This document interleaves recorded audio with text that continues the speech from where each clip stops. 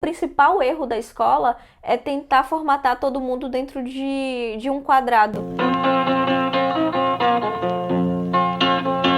Yes, you know I can't figure out my mind. Treat me like you do. Oi, o meu nome é Rayane, eu sou mãe, esposa, filha, eu nunca falei que eu era filha, e empresária.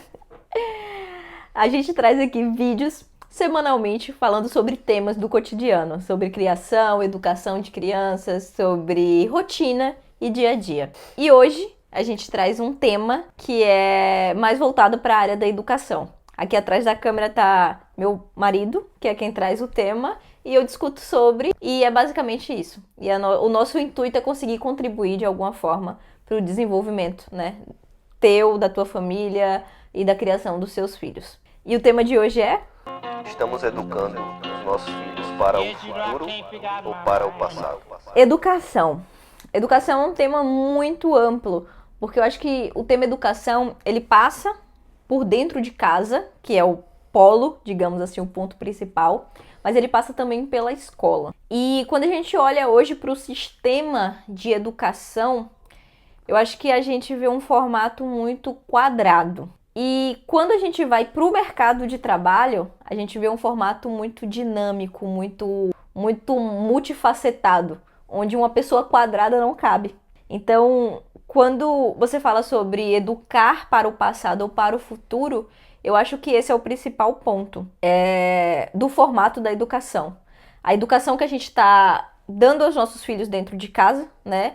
Como é que a gente está contribuindo, se a gente está conseguindo ouvi-lo, se a gente está estimulando ele, se a gente está ensinando ele a ter diálogo, a ser empático, a negociar.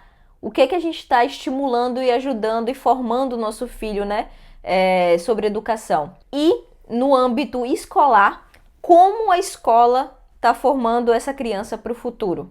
A escola continua achando que as ferramentas principais é ele saber, por exemplo, a capital de um determinado... Eu vou citar esse da capital porque eu sou péssima em geografia. Então, por exemplo, eu não sei a capital do Piauí. Não, eu acho que eu sei, é Teresina, né? É Teresina, pronto, eu sei, tá vendo? Mas existem N capitais que eu não sei, e o Lucas sabe muito bem disso. Mas isso não influencia diretamente a minha vida, sabe?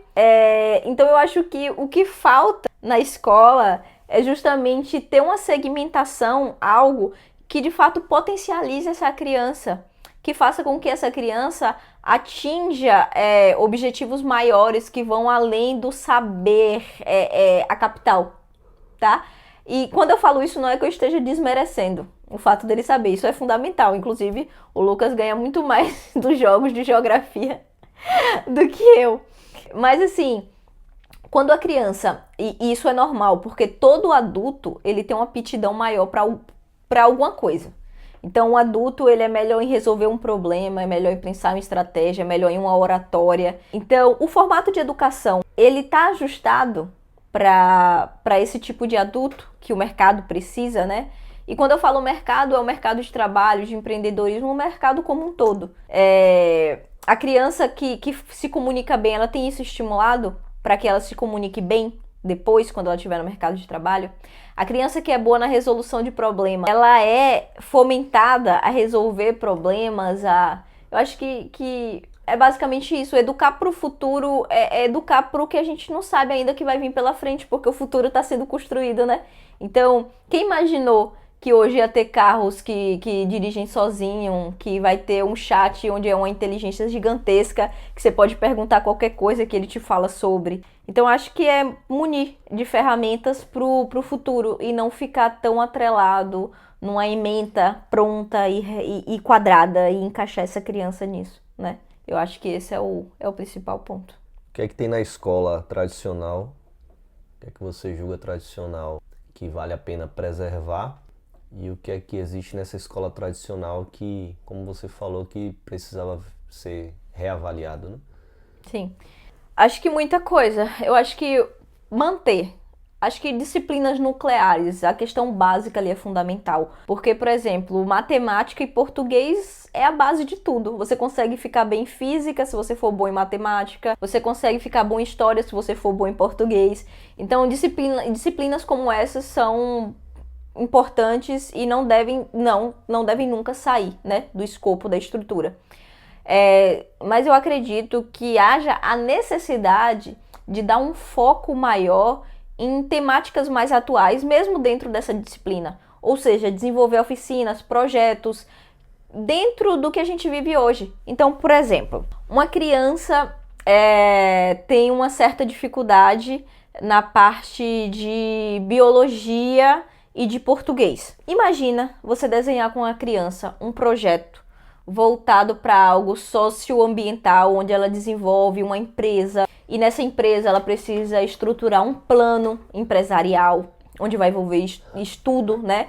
Um estudo demográfico, um estudo... Claro que não vai fazer nada muito profundo, mas a criança vai começando a perceber o que é levado em conta para poder criar essa empresa. E que a empresa tem um propósito, que é cuidar do ambiente. Por quê? Porque a árvore precisa da água, precisa do ar. Então, ela consegue estudar o que ela precisa e aprender o que ela precisa através de alguns outros mecanismos que são mais funcionais, sabe? Então, eu acho que o formato hoje de educação da gente, ele precisa passar por essa transformação. De ser mais dinâmico, de trazer mais pontos de realidade, de conseguir perceber a criança como um ser individual. Esses dias eu vi um vídeo de uma menininha que ela falava: eu não gosto da escola porque a escola quer que eu seja igual a todo mundo, eu tenho que sentar para lanchar com os outros, mas eu gosto de comer o meu lanche sozinho e etc. E assim, essa criança, ela percebeu como é que ela gosta. E não significa que o que ela gosta é o que tem que ser cumprido, porque eu acho que é importante também ter esse estímulo. Mas a criança tem a sua individualidade, assim como o adulto. Isso é um ponto que eu bato desde sempre. Então, tudo bem se tiver momentos onde vai a criança ter que lanchar com todo mundo. Mas tudo bem também se tiver um dia onde essa criança queira ficar um pouquinho no cantinho dela, comer o lanchinho dela sentado, quietinho. Então, eu acho que o principal erro da escola é tentar formatar todo mundo dentro de um quadrado. E o que ela deveria, de fato, mudar.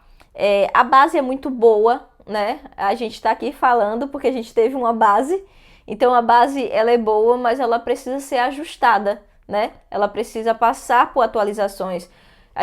Eu acho que o mundo, de um modo geral, né, se a gente for para o âmbito da Constituição, das leis, tem tanta coisa que precisa deixar de existir, outras coisas que precisam ser criadas.